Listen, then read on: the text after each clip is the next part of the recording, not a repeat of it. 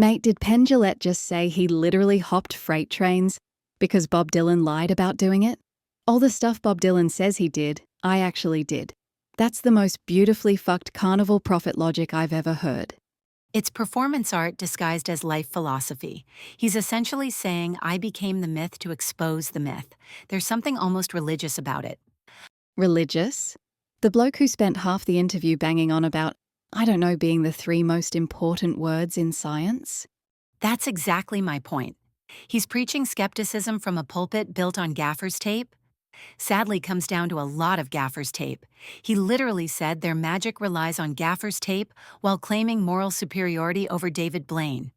Oh Christ, the David Blaine bit. He believes at the end of his show that you should believe something about the universe that he knows not to be true. Meanwhile, Penn's out here writing a book where he adds a bank robbery to his actual life story. Who's confusing reality now, mate? But there's honesty in that dishonesty. He's telling you it's fake. Is he, though? Up until they invite me to do the robbery in Burger King, up until that every word of it is true. That's some next-level carnival Barker shit.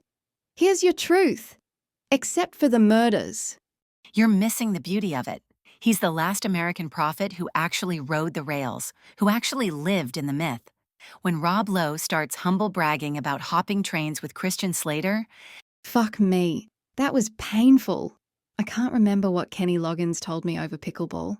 Rob's out here playing the worst game of celebrity Mad Libs while Penn's talking about jailhouse tattoos and dice stacking. the dice stacking, I'm the only person in the world that enjoys it. That's pure carnival prophet energy. Finding transcendence in the thing literally nobody else cares about. Transcendence? He saw a bloke named Eddie Fechter at the Forks Motel with a magician nightly sign and decided that was the greatest magic he'd ever seen. That's not transcendence. That's Stockholm Syndrome for Americana. Or it's authentic appreciation for the grind. Here's a man who's done 8,000 shows, seen every magician on Fool Us, knew Siegfried and Roy, and his peak magical experience is an ex-con with beefy hands stacking dice in Buffalo. Because he's cosplaying as a hobo philosopher. I was homeless and I was just living on the streets, juggling, but also somehow ended up doing Renaissance festivals with Teller. Pick a lane, prophet. That's the whole point. He doesn't pick lanes. He's simultaneously the skeptic debunking psychics and the romantic who thinks Houdini standing next to MLK matters more than anything he actually did. He was standing right here. Like being in the background of history makes you part of it. Very Dan Aykroyd at We Are the World Energy. But Penn knows that. He's aware of the absurdity. When he talks about psychics being actually a feminist issue because they prey on lonely housewives. Stop. Just stop. Penn Jillette, feminist icon? The man who spent 5 minutes explaining how cold reading is just poetry and then pivoted to lonely women need friends? He's not wrong, though. There's something darkly American about charging people for friendship disguised as supernatural connection. Everything with Penn comes back to America, doesn't it? Houdini, the Jewish immigrant defying jails, the first celebrity to appear naked, inventing influencer marketing by paying people to lie in bars. The idea of a rock star as we see it now is in a lot of ways created by Houdini.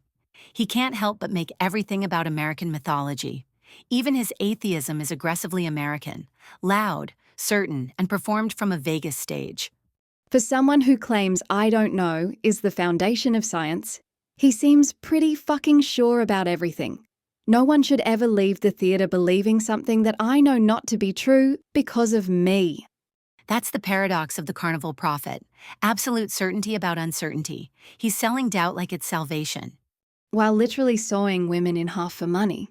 Sorry, with their consent. Because walking into Penn and Teller Theatre is consent, apparently. You're being reductive. His point about consent and deception is actually... Is actually what?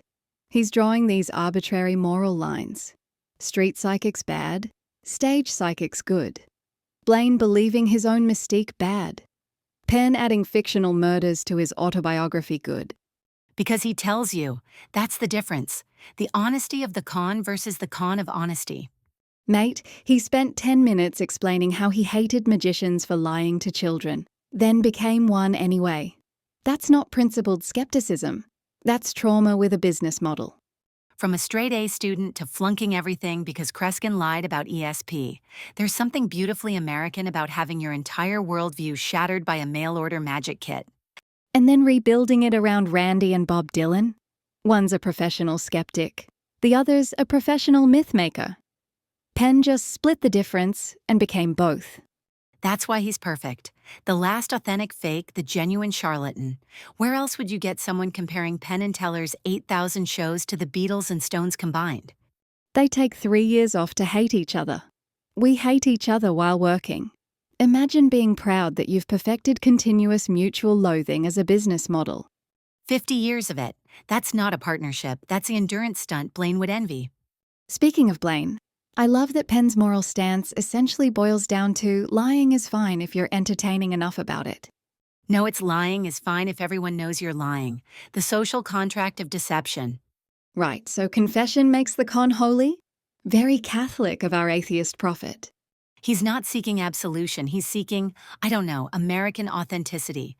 The right to be a fraud on your own terms? American authenticity might be the most perfect oxymoron, like genuine charlatan. Or honest skeptic. He wants credit for not believing while desperately believing in the romance of not believing. The man literally lived Bob Dylan's lies to prove they were lies. That's not skepticism. That's method acting for philosophy majors. But it worked. He became the thing to understand the thing. Very discovery of witchcraft. Very 17th century empiricism. Very I need therapy, but I'll start a 50-year stage show instead. With gaffer's tape. Always with the fucking gaffer's tape.